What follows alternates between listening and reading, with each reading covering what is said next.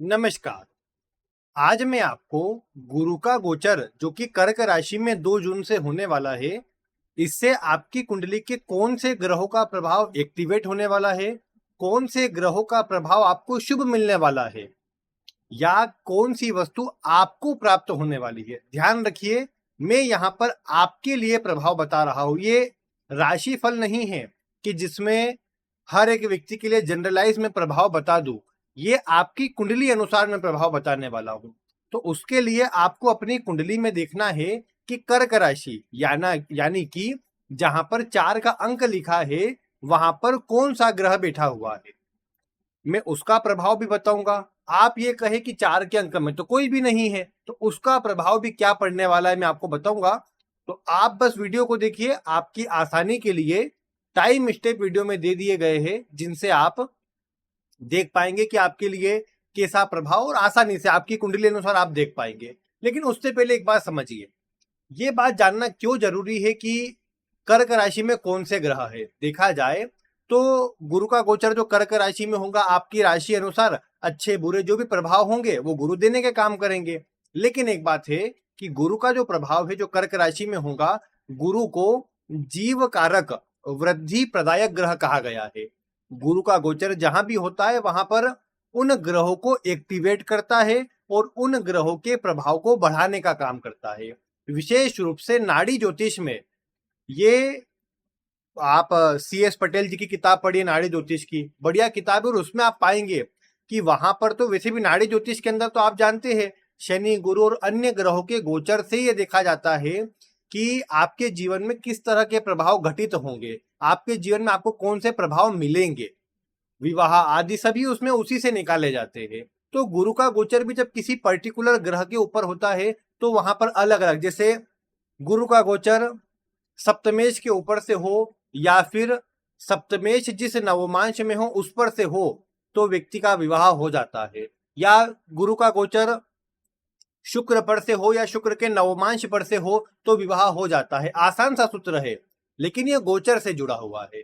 तो इसीलिए जब भी आप देखते हैं कि कुंडली के अंदर वैसे तो गोचर का प्रभाव दशा आदि पर भी निर्भर करता है, लेकिन मेन बात क्या है कि गुरु का गोचर जब आप देख रहे हैं कि एक बड़ा गोचर होता है, और गुरु जब कर्क राशि से गोचर करेंगे तो उसमें बैठने वाले ग्रहों पर गुरु का प्रभाव अवश्य पड़ेगा। और वहां पर गुरु के एक सपोर्टिंग ग्रह जहां पर गुरु का गोचर अच्छा होता है, अगर वो ग्रहों का प्रभाव रहेगा तो विशेष सकारात्मक प्रभाव मिलेंगे।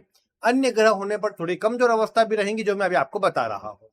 यहाँ पर पहले मैं आपको बता दूं, आपको ये विचार जरूर करना है कि कौन से भाव का स्वामी यहाँ पर कर्क राशि में बैठा है।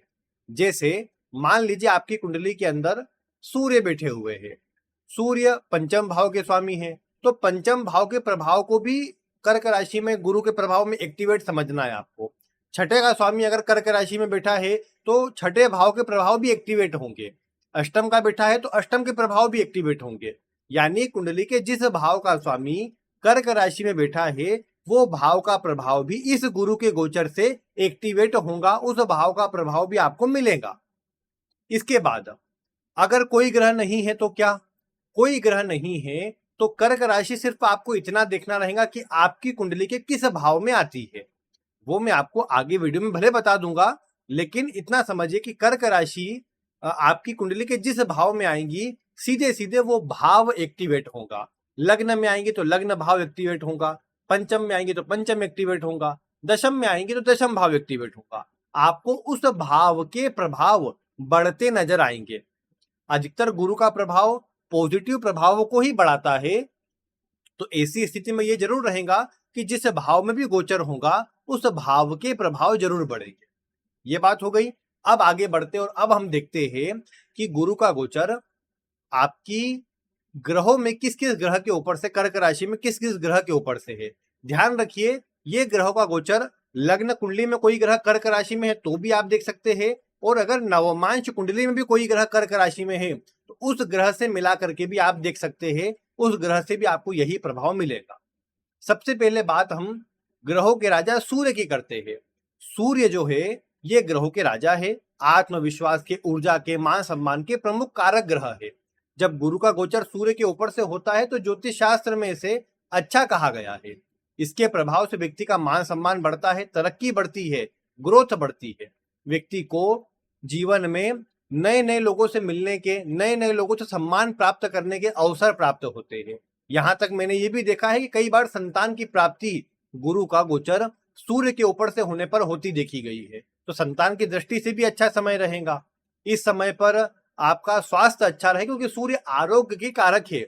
स्वास्थ्य अच्छा रहे, आपको कार्य में प्रमोशन मिले, पद मिले, ये भी देखने को मिलेगा। यहाँ ध्यान रखने वाली बात क्या है, कर्क राशि में सूर्य है तो ये सूर्य पीड़ित ना हो, यानी शनि के प्रभाव में ना हो, राहु केतु के प्रभाव में न हो, क्योंकि ऐसी अवस्था के अंदर जो प्रभाव अच्छे मिल सकते हैं उनमें कमी आ जाएंगी। उनमें आपको जो शुभ प्रभाव मिलना चाहिए वो पूरी तरह से नहीं मिल पाएंगे। इसीलिए यदि गुरु का गोचर अगर सूर्य के ऊपर से हो रहा है, सूर्य पीड़ित ना हो, तो सारे प्रभाव अगर पीड़ित होंगे तो आप पाओगे कि जो प्रभाव मिलने हैं थोड़े कम मात्रा में मिलेंगे, कुछ नेगेटिव प्रभाव भी मिल सकते हैं। ये भी आपको ध्यान रखना है। बाकी अगर सूर्य बलवान है तो पद प्रतिष्ठा मान सम्मान बड़ी मात्रा में, बहुतायत मात्रा में आपको मिलेंगी और आपको प्रसन्नता देंगी। इसके बाद अगर चंद्रमा कर्क राशि में है और गुरु का गोचर कर्क राशि में होगा तो आप पाओगे कि ये समय ज्योतिष शास्त्र में बहुत अच्छा नहीं कहा गया। क्यों नहीं कहा गया? क्योंकि चंद्रमा मन का कारक है, गुरु भारी ग्रह है। एक भारी ग्रह मन के ऊपर जाएंगे तो दबाव मन में महसूस होगा। मैंने कई बार आपको कहा कि गुरु का गोचर चंद्रमा के ऊपर से होता है तो आपको मानसिक थोड़ा दबाव, थोड़ा तनाव महसूस होता है। गुरु ज्ञान के कारक है तो ज्ञान अर्जित करने के लिए, सीखने के लिए एक बढ़िया समय है। लेकिन मन में अशांति, अलग अलग चीजों में आपकी भागदौड़ थोड़ी बढ़ जाती है। आप कहीं ना कहीं बेचैन और अचिंतित थोड़े रह सकते हैं इस समय पर, यह जरूर देखने को मिलता है। इसीलिए जब गुरु का गोचर कर्क राशि में हो तो इस समय को, मतलब चंद्रमा के ऊपर से हो, तो इस समय को थोड़ा टेंशन देने वाला कहा गया है, थोड़ा दबाव देने वाला कहा गया है, मानसिक रूप से चिंतित करने वाला कहा गया है। लेकिन गुरु भाग्य के, धार्मिकता के और अच्छे कार्यों के, शुभ कार्यों के कारक है। तो घर में मांगलिक शुभ काम हो, ये भी देखा जा सकता है। शुभ मांगलिक कार्यों पर खर्च हो, धार्मिक यात्राएं हो, ये बड़ी मात्रा में देखने को मिलता है। कोई ना कोई धार्मिक कार्यों पर खर्च, धार्मिक यात्राओं में जाना, ये जरूर होता है, जो कुछ समय के लिए भले कार्य आदि में नहीं, लेकिन आपके जीवन में आपको प्रसन्नता देने का काम जरूर करता है, जो कि आपके लिए अच्छा रहता है। इसके बाद अगर आपकी कुंडली में तीसरे अपने कर्क राशि में बुध विराजमान है तो बुध का प्रभाव, बुध बुद्धि के, ज्ञान के कारक है। आपकी शिक्षा के लिए बुध वाणी के लिए जिम्मेदार ग्रह है, व्यापार के लिए जिम्मेदार है। ऐसी स्थिति में गुरु का गोचर बुध के ऊपर से होना विशेष सकारात्मक प्रभाव देता है। आपके जीवन में आपकी वाणी अच्छी करता है, आप लोगों को सही प्रकार से समझा पाते हैं, अपने कार्यों को सही प्रकार से कर पाते हैं। कोई कर्ज हो तो उसमें कमी आती है। आपके जो भी कागजी कार्रवाई से जुड़े जो काम होते हैं वो जल्दी होते हैं। शिक्षा में सफलता मिलती है। आपने कोई शिक्षा में आप आगे बढ़ रहे हो, कोई कॉम्पिटेटिव एग्जाम आप दे रहे हो, उसमें सफलता मिलने वाला प्रभाव बन जाता है।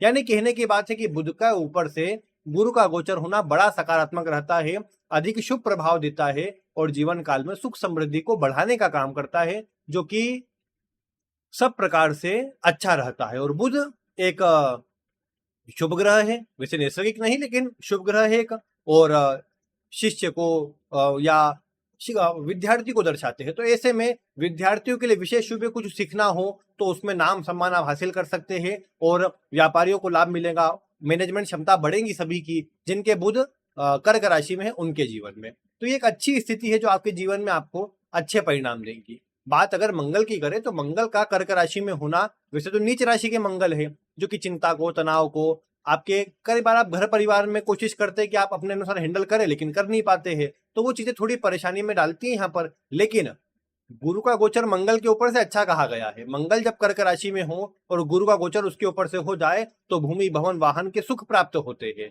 यहाँ पर माता के स्वास्थ्य में सुधार होता है और ये देखने को मिलता है कि कोई भी जमीनी विवाद चल रहा हो तो उसमें मुक्ति मिल जाती है। मंगल के प्रभाव बढ़ने से आपके अंदर सामर्थ्य, ऊर्जा, जोश, स्वास्थ्य में अच्छी स्थिति बढ़ने लग जाती है, जो सब प्रकार से अच्छी रहती है, आपको सकारात्मक प्रभाव देती है। बात अगर मंगल की है तो मंगल आप में पराक्रम को बढ़ाता है। मंगल के ऊपर से गुरु का गोचर आपके पराक्रम को, आपकी मेहनत को एक सही दिशा में लगाता है और आपके काम बनने लग जाते हैं। छोटे भाई बहनों से संबंध आपके मधुर होते हैं, जो सब प्रकार से आपके लिए अच्छा रहता है। इसीलिए कहने की बात यह है कि अगर मंगल के ऊपर से गुरु का गोचर होता है तो ये अच्छा है। स्वास्थ्य के लिए भी अच्छा है, ये तरक्की के लिए भी अच्छा है, ये आपकी ग्रोथ के लिए भी अच्छा है और आपको पॉजिटिव प्रभाव देने वाली स्थिति में है। तो ये बढ़िया कहा जाएगा आपके लिए, जो कि सब प्रकार से शुभ है। इसके बाद अगर आप ये देखते हैं कि गोचर आपके गुरु के ऊपर से होता है, मतलब गुरु आपके कर्क राशि में ही है और फिर गुरु वहीं पर आने वाले हैं, तो गुरु के ऊपर से गुरु का गोचर शुभ है, क्योंकि कि एक साइकिल पूरी होती है। गुरु जहां से स्टार्ट करते वहीं पर वापस आ गए, एक चक्र पूर्ण हो गया। यहाँ पर एक चक्र पूर्ण होने पर कहीं ना कहीं कुछ जीवन में नवीनता आती है, कुछ आप नया करते हैं, नई चीजों में आप जुड़ते हैं, नए लोग आपसे जुड़ते हैं। एक अगले 12-13 वर्षों के लिए आपके एक नए जीवन चक्र का प्रारंभ होता है इस समय पर, इसलिए इस समय को अच्छा कहा गया है। गुरु जीवन काल में आपके मांगलिक शुभ कार्यों को, धार्मिकता को बढ़ाते हैं, आपके अंदर नैतिकता को बढ़ाते हैं, आपके मान सम्मान को, पद को बढ़ाते हैं। खान पान का ध्यान इस प्रकार रखिए कि शुगर या मोटापा बढ़ सकता है, जिसका आपको ध्यान रखना चाहिए। बाकी गुरु के ऊपर से गुरु का गोचर हो जाना ये अत्यंत शुभ है। मान सम्मान, पद प्रतिष्ठा बढ़ाने वाला, सौभाग्य बढ़ाने वाला, भाग्य बढ़ाने वाला है। संतान आदि की भी स्थिति बनाता है, संतान के लिए भी शुभ रहता है, जो कि आपके जीवन में प्रसन्नता को बढ़ाता है, हैप्पीनेस को बढ़ाता है। तो ये अच्छा प्रभाव है आपके लिए। इसके बाद अगर हम बात करें गुरु का गोचर अगर शुक्र के ऊपर से हो, वैसे शुक्र गुरु के मित्र नहीं लेकिन शुभ ग्रह है। अब ऐसी अवस्था के अंदर इसके मिले जुले प्रभाव कहे गए हैं। जैसे मैंने आपको बताया शुरू में कि शुक्र के ऊपर से गुरु का गोचर विवाह के लिए अच्छा होता है। ये भोग विलास के लिए स्थिति बनाता है, तो भोग विलास पर खर्च भी करवाता है, लेकिन ये स्वास्थ्य हित तो उतना अच्छा देखने को नहीं मिला। कई बारी आपके स्वास्थ्य पर, आपके मतलब जीवन पर खर्च करवाता है, मिल लीजिए तो सुखों पर भी होता है, लेकिन सुखों से जुड़ी वस्तुओं पर भी होता है, नेगेटिव रूप में भी हो सकता है। जैसे मान लो आपने कुछ गाड़ी वगैरह खरीदी थी, कुछ खराबी निकल आई, उसमें खर्च हो रहा है बड़ी मात्रा में, ऐसी बातें देखने को मिलती है जो कि थोड़ा नेगेटिव रहता है। बाकी गुरु का गोचर शुक्र के ऊपर से वैवाहिक जीवन के लिए तो फिर भी एक प्रकार से अच्छा है, विवाह के कार्यों को पूर्ण करवाता है, ये जरूर देखने को मिलता है। जब भी गुरु का गोचर कर्क राशि से होता है और शुक्र वहां पर बैठे हुए हो, तो घर परिवार में सुख समृद्धि, घर परिवार में शुभ प्रभाव अवश्य बढ़ जाते हैं। खराब स्वास्थ्य की दृष्टि से है, जिसका आप अगर ध्यान रखें तो सब प्रकार से अच्छा रहता है। विशेषकर मीठा कम खाए इस समय पर, क्योंकि शुगर वगैरह की समस्या, गुप्तांगों की समस्या, कुछ महिलाओं को गायनिक रोग बढ़ सकते हैं, जिनका ध्यान यहाँ पर रखा जाना चाहिए। बाकी शुक्र सुख समृद्धि बढ़ाएगा, इतनी बात तो जरूर है, लेकिन थोड़ा मध्यम मिले जुले प्रभाव यहाँ पर रहेंगे। चिंता भी रहेंगी, खर्च भी रहेगा और थोड़ा उतार चढ़ाव रहेंगी, ये ध्यान रखना चाहिए। शनि के ऊपर से गुरु का गोचर बहुत अच्छा कहा गया है। जब शनि कर्क राशि में और गुरु वहीं पर आ जाए तो आपके भाग्य को, आपके कर्म को बढ़ाने वाला प्रभाव बन जाता है। वैसे भी लंबे समय शनि प्रभाव देते हैं, गुरु वहां पर आकर उसको एक्टिवेट करके जल्दी प्रभावों को बढ़ाने का काम कर देते हैं। गुरु के प्रभाव से आपके करियर में तेजी आ जाती है, कार्य में क्या करना है, कैसे करना है, एक समझ आपको मिलने लग जाती है।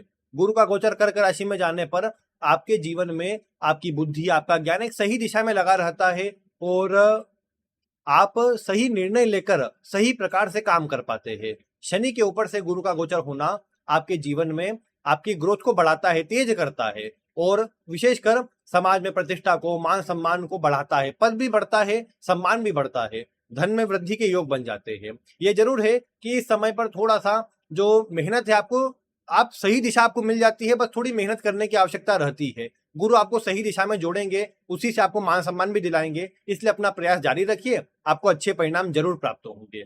बात अगर राहु की करें, राहु केतु की राशि तो नहीं, लेकिन राहु की कुंभ राशि मानी गई है, तो कुंभ से आप राहु का प्रभाव जोड़ सकते हैं कि कुंभ राशि का जैसे कुंभ राशि जिस भी भाव में है, राहु अगर आपके आके बैठे हैं जहां कर्क राशि के अंदर, तो आप पाओगे कि कहीं ना कहीं घर परिवार में पारिवारिक जिम्मेदारियां बढ़ जाएंगी। हो सकता है घर परिवार में किसी के स्वास्थ्य में बड़ा खर्चा हो जाए। अगर किसी की स्थिति गंभीर है तो आपको ध्यान रखना चाहिए, क्योंकि यहाँ पर राहु के ऊपर से गुरु का गोचर घर परिवार में किसी के स्वास्थ्य की या किसी प्रकार की दुखद घटना आपको सुनने को मिले, ये भी देखने को मिल सकता है, इसलिए ध्यान रखना चाहिए। राहु के ऊपर से गोचर तब ज्यादा अच्छा रहता है जब व्यक्ति विदेश से, फॉरेन से, या मतलब एक ही बात हो गई हो तो, लेकिन फॉरेन की कंपनियों से जुड़ के काम करे, भले यहीं पर हो लेकिन फॉरेन से जुड़ा हुआ हो किसी भी रूप में, या फिर एआई से, टेक्निकल कार्यों से, कुछ चीटिंग वगैरह कार्यों से अगर व्यक्ति जुड़ा हुआ हो तो व्यक्ति को गुरु का प्रभाव फिर भी अच्छे परिणाम देगा।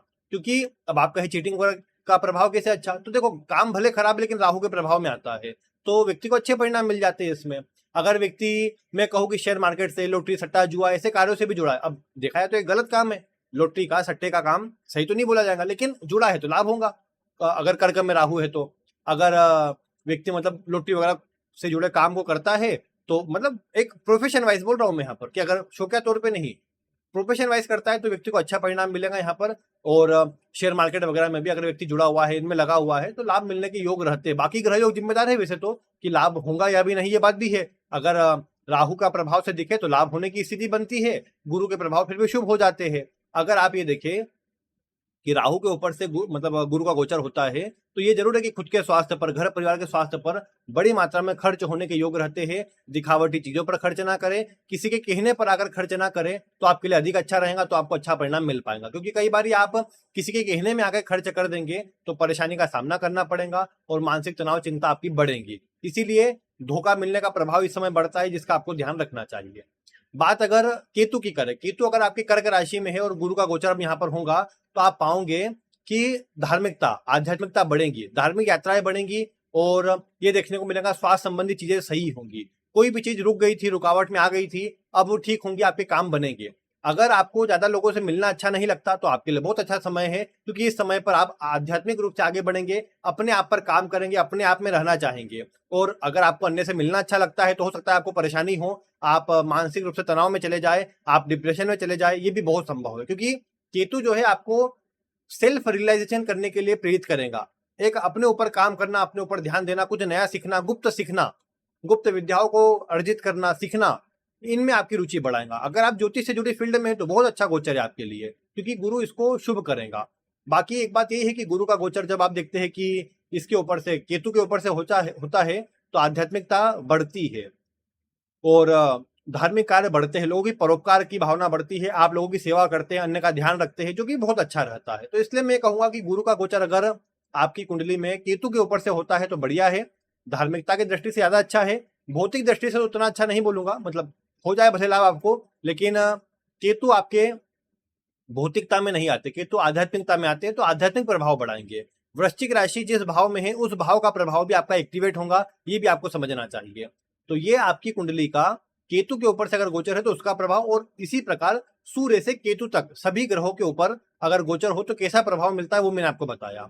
आप अपनी कुंडली में देखिए कि कौन से भाव के स्वामी अगर कर्क राशि में है तो उनका प्रभाव कैसा है, बाकी कौन से भाव में गुरु का गोचर होने वाला है ये मैं आपको आगे बताऊंगा। उसके लिए आप चैनल को सब्सक्राइब करिए, वीडियो पसंद आई हो तो इसे लाइक करिए, अन्य लोगों तक शेयर करना बिल्कुल ना भूलें। बाकी आज की वीडियो में इतना ही।